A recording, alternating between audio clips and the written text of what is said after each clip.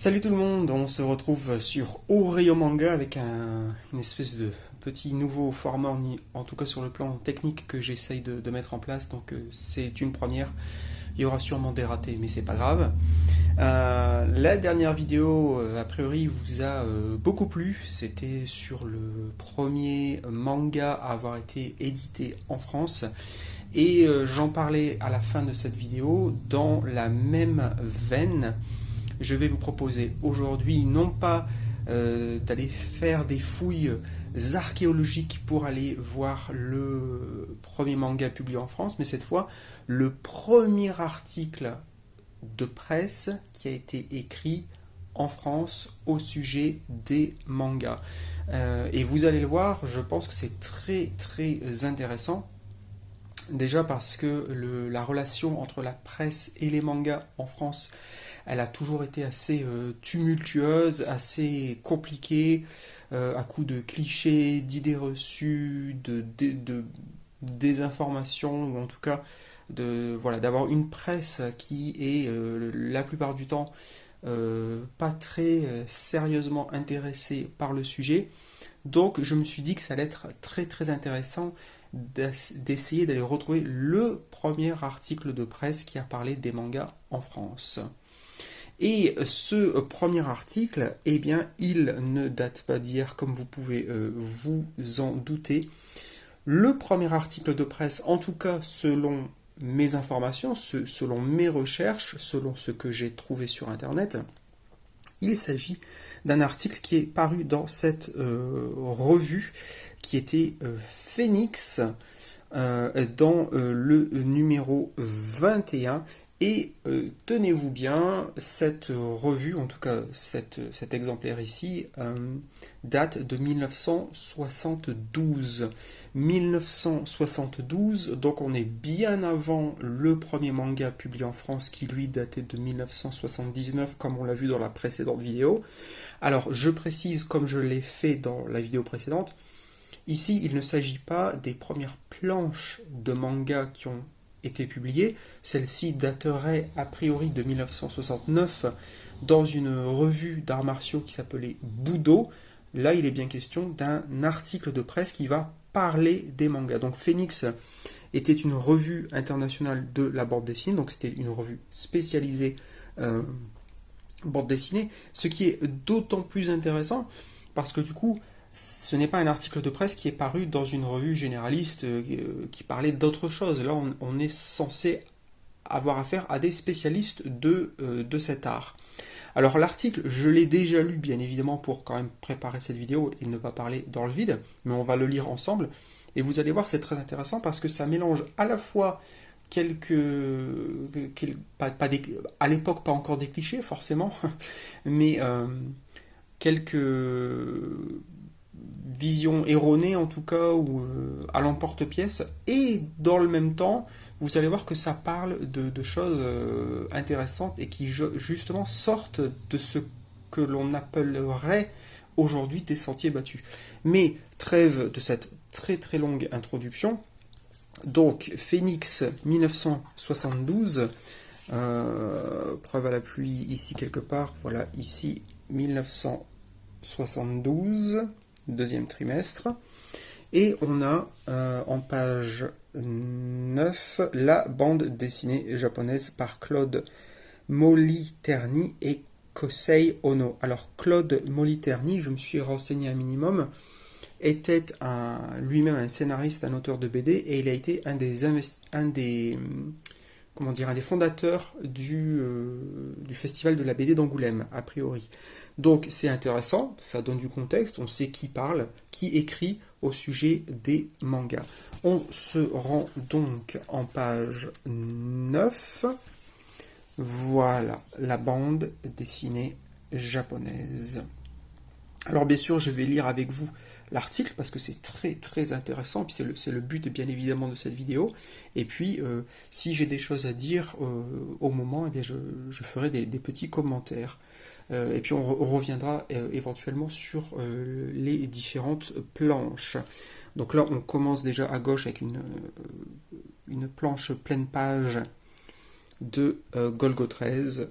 Golgo 13. Donc évidemment à l'époque, enfin vu que c'était tout nouveau, tout beau, j'ai envie de dire, vous verrez qu'il y a soit les titres, bah, ils sont encore en anglais, voire même ils sont mal écrits, mal traduits, il y a des erreurs sur les noms des auteurs, ce genre de choses. Mais voilà, je dis ça juste d'un point de vue factuel. Encore une fois, je pense que vu l'époque, c'est dommage, mais c'est difficilement attaquable de manière pertinente, je pense, ce genre d'erreur. Voilà. Alors, depuis fort longtemps, la bande dessinée japonaise fait parler d'elle, mais mais par manque d'informations, on ne pouvait pas se faire une idée des publications de BD. Alors juste un commentaire ici, c'est assez intéressant ils disent depuis fort longtemps, la BD japonaise fait parler d'elle. Bon, c'est assez étrange, c'est un peu dommage que cette phrase-là soit pas un peu étayée par des exemples, parce que c'est vrai qu'on s'imagine mal qu'en 1972, ça faisait déjà longtemps que la BD japonaise faisait parler d'elle. Alors peut-être que dans les milieux autorisés, comme on dit, peut-être, mais j'ai du mal à voir autrement dans un autre contexte. C'est assez curieux, je ne sais pas. En 1970, une idée des publications des... pardon, je reprends. En 1970, à la demande de l'ambassade du Japon, j'ai présenté une rétrospective de la BD japonaise, mais sans aucune référence. Notre représentant à Tokyo, Kosei Ono, nous a envoyé depuis toute une documentation, et d'après cette documentation, j'ai essayé de faire le point sur la BD au Japon. Alors là, c'est intéressant, juste pour votre information, le fait que ce soit un japonais qui est fourni en réalité une espèce de dossier de presse à ce francophone, c'est intéressant parce que je pense que ça va expliquer le choix des références, des exemples, des planches, des noms, parce que autrement ça aurait été très très surprenant qu'à cette époque-là un néophyte soit à ce point-là renseigné, puisque bien évidemment on est bien avant Internet, n'est-ce pas?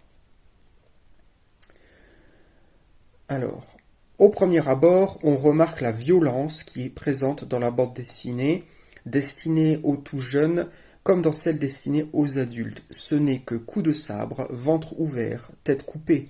On s'en donne à cœur joie, de quoi faire frémir la censure française pendant plusieurs nuits. C'est intéressant, je pense, avec des grosses guillemets, que dès le premier article de presse, à l'époque, c'est la violence, c'est quasiment la première chose qui est mise en exergue. Et bon, on sait très bien de nos jours que c'est complètement, c'est pas que c'est faux, mais c'est extrêmement réducteur. Et puis, enfin si, on pourrait dire que c'est faux dans le sens où c'est pas vrai que la violence est omniprésente dans les mangas. Encore une fois, tout est question de public. Mais c'est intéressant que d'un point de vue franco-français à l'époque, c'est la première chose que l'on note. Ensuite, les visages des héros ne sont pas ceux que l'on pourrait s'attendre à voir, pas d'yeux bridés, mais d'énormes yeux ronds à l'occidental. Ça aussi c'est intéressant, et personnellement moi c'est quelque chose que je n'ai jamais compris. Je n'ai jamais compris le fait que ça surprenne, en fait, que les personnages de manga n'aient pas les yeux bridés. J'ai jamais compris pourquoi, parce que moi personnellement je ne me suis jamais posé la question, je me suis jamais dit, quand je lisais Dragon Ball, quand j'avais, je sais pas, 14-15 ans, je me disais pas, tiens c'est bizarre, Sangoku n'a pas les yeux bridés, ou ce genre de choses. Euh, Pourquoi est-ce qu'il faudrait que les personnages de manga aient les yeux bridés? Enfin, on rappelle quand même que les yeux sont, entre guillemets, la fenêtre de l'âme, pour faire de la poésie à deux balles, mais surtout que d'un point de vue visuel, les yeux transmettent très facilement les émotions. Donc c'est quelque part assez naturel que les yeux soient entre guillemets agrandis ou exagérés dans une représentation visuelle des émotions telle que la bande dessinée, qu'elle soit japonaise ou française ou autre. Bon, moi ça m'a jamais surprise, je me suis jamais posé de questions par rapport à ça, mais bon, je sais pas est-ce que vous, ça vous a déjà surpris? Bah écoutez, dites-moi ça en commentaire, le fait que les personnages de manga n'aient pas les yeux bridés, est-ce que ça, c'est quelque chose que vous avez déjà relevé pendant vos lectures? Mais la grande innovation de la BD japonaise, c'est la mise en page, et les quelques exemples qui vont suivre vont être une éclatante démonstration. Ces cartoonistes ont compris ce qu'était la bande dessinée. Ils ont découvert tout de suite qu'elle avait un langage. Influencés par les comic books US, ces dessinateurs ont utilisé la science du découpage d'une manière fantastique, donnant ainsi un rythme à leur série. Tout est visuel. Quant à l'utilisation du noir et blanc, elle est prodigieuse. Alors c'est ce que je disais tout à l'heure quand je donnais quelques informations sur l'auteur de cet article. C'est intéressant. On constate que lui-même est un auteur, est un dessinateur, est un scénariste, donc il connaît bien la BD. Et ça fait plaisir quelque part que malgré les deux aspects violence et les yeux non bridés qu'il relève tout de suite dans son article, c'est intéressant qu'il relève par la suite et assez rapidement la qualité du découpage, de l'ancrage, donc des choses assez techniques et qui nous sortent heureusement rapidement de ce qui pourrait être des clichés, de s'attarder sur des choses qui sont soit fausses, soit très limitantes, si vous me permettez le terme. Voici une petite histoire de la BD japonaise en attendant celle que nous a promise Kosei Ono.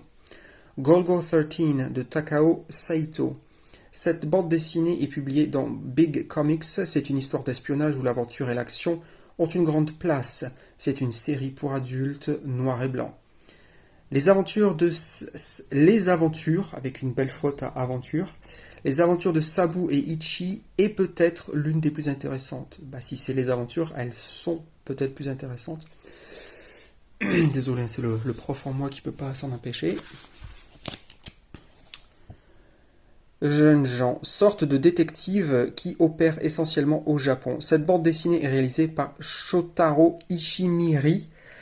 Alors, on m'a corrigé pour ma précédente vidéo et je vous en remercie, parce que Shotaro Ishimori était correct, puisque c'était le nom de Ishinomori avant, il a changé de nom. Sauf que Ishimiri, là je suis à peu près quasiment certain à 120% que c'est faux. C'est pas Ishimiri, c'est donc Shotaro Ishimori.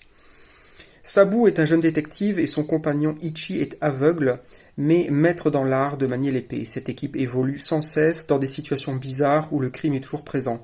Sabu a pour but de surveiller la ville de Edo. Shotaro Ishimiri montre dans cette série la vie quotidienne au Moyen-Âge. Tous les détails sont exacts et scrupuleusement dessinés.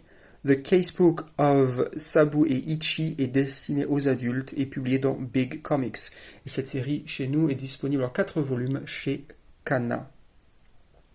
La nouvelle vague dans la bande dessinée japonaise existe aussi avec une série John and Yoko, dessinée par Kazuo Uemura. Alors Kazuo Uemura, je ne sais pas d'où ça sort, parce que on verra une planche dans les pages qui suivent, et pour moi c'est Kazuo Kamimura. Alors soit il a changé de nom, soit c'est une erreur de traduction, ou je ne sais pas d'où ça sort, je ne sais pas. J'ai cherché Kazuo Uemura sur internet, j'ai pas trouvé. En combinant avec le nom du manga en question, j'ai pas trouvé non plus, mais encore une fois, quand vous verrez la planche, pour moi c'est Kazuo Kamimura. Mais je peux me tromper, et n'hésitez pas à me l'indiquer dans les commentaires si c'est le cas. L'auteur, tout en traitant des problèmes actuels de la jeunesse, emploie admirablement la technique narrative. C'est le manga Action qui édite John and Yoko. Black Salesman, c'est une bande dessinée comique où l'humour noir est prédominant. Fujio Fujiko est l'un des seuls dessinateurs japonais à produire un comics de ce genre. Hitler Madness of the Century, série pour adultes publiée dans Manga Sunday, est dessinée par Shigeru Mizuki. Oui, donc c'est Hitler chez nous, c'est sorti chez Cornelius et j'ai fait une vidéo sur ce livre. Très très bonne lecture au passage. C'est la version en bande dessinée de la vie d'Hitler. Cette série est lue principalement par les étudiants des universités. On peut remarquer que la documentation a été très sérieuse pour la réalisation de cette bande dessinée. L'avant-garde dans la bande dessinée japonaise est représentée par Maki Sasaki avec To the Moon dans l'hebdomadaire Asahi Journal. Cela n'a aucun sens, ce n'est qu'une juxtaposition d'images très appréciée par le public estudiantin. Dans cette même nouvelle vague des comics, il faut signaler le dessinateur Mori Masaki qui travaille pour l'hebdomadaire Shonen Magazine. Masaki est un des dessinateurs qui s'est posé les problèmes de la technique narrative. Il y excelle. Sa bande dessinée est destinée aux jeunes, mais elle reflète aussi les problèmes que peuvent se poser les adolescents. On trouve aussi avec Ryuzan Aki le délire à la Don Martin. Il collabore au Manga Sunday. Il manie avec beaucoup d'intelligence la férocité et l'humour noir. C'est une des séries les plus populaires au Japon. Le délinquant juvénile, devenu boxeur, un thème bien connu, mais Tetsuya Shiba s'est renouvelé le genre avec Joey Aiming at Tomorrow. Les connaisseurs apprécieront. Bande dessinée qui paraît dans Shonen Magazine. Tous les poncifs sont présents, pleurs, sang, dureté, dynamisme. Le gag à l'état pur avec Fujio Akatsuka dans cette série très populaire au Japon, Genius Bakabon. Autre intention intellectuelle, pardon. L'auteur cherche à faire rire, il y arrive en poussant les situations au maximum. Les judokas, il en existe partout. On peut rappeler la série brésilienne Le Judoka, le docteur Justice. Le judoka, le héros des romans policiers, etc. Eh bien, le Japon ne pouvait pas laisser tout le monde s'emparer d'un tel sujet. Manga Action a fait appel à Baron Yoshimoto pour dessiner Gyukyoden. C'est l'histoire d'un jeune judoka très romantique à souhait. La mise en page est recherchée, mais sans imagination de la part de l'auteur. Les jeunes japonais sont très amateurs de cette série. On peut encore citer différentes séries. Todoroki Sensei de Kaoru Akiyoshi, une bande dessinée quotidienne qui paraît dans l'édition du matin de Yomiuri Shimbun. C'est la vie humoristique de Monsieur Todoroki et de sa famille.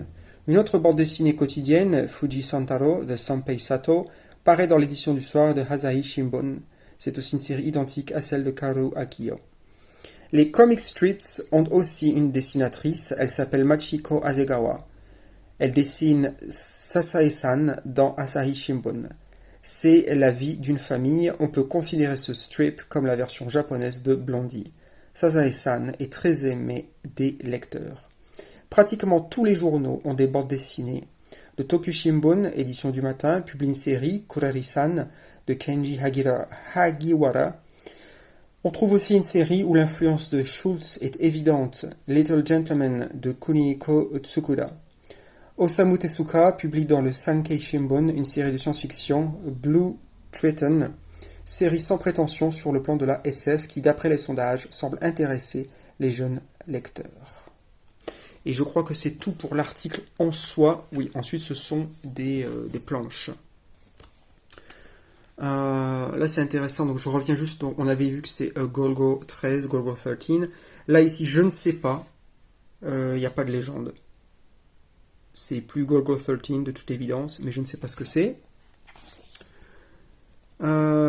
Ici on a donc une planche de Sasae-san, une planche de To the Moon, dont il était question dans l'article, qui donc n'avait pas de sens pour l'auteur de l'article.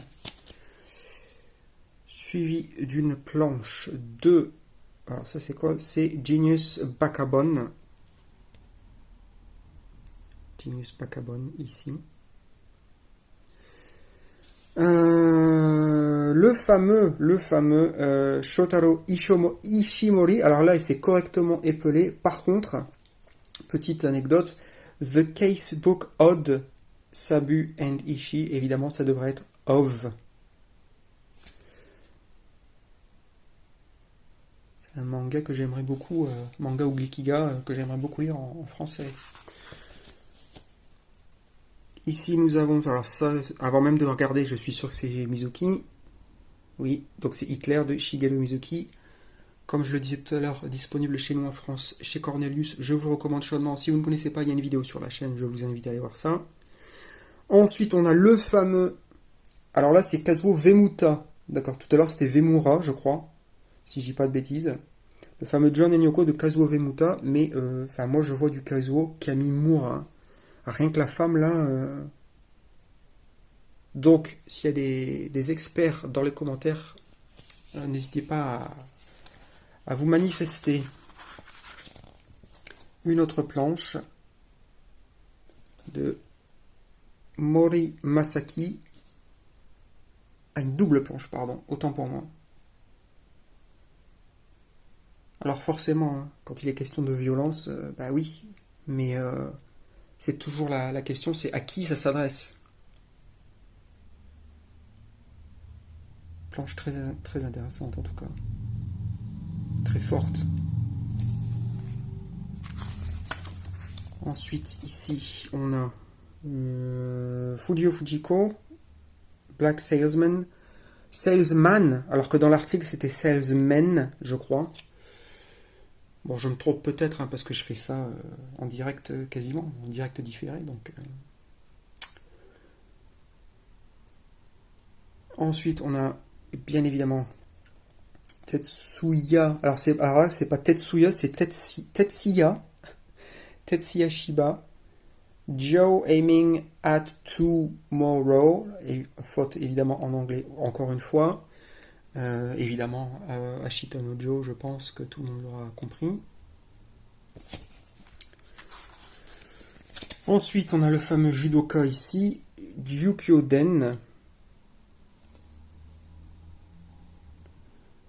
Et des comic strips dont il était question dans l'article. Ici, c'est Kurari-san.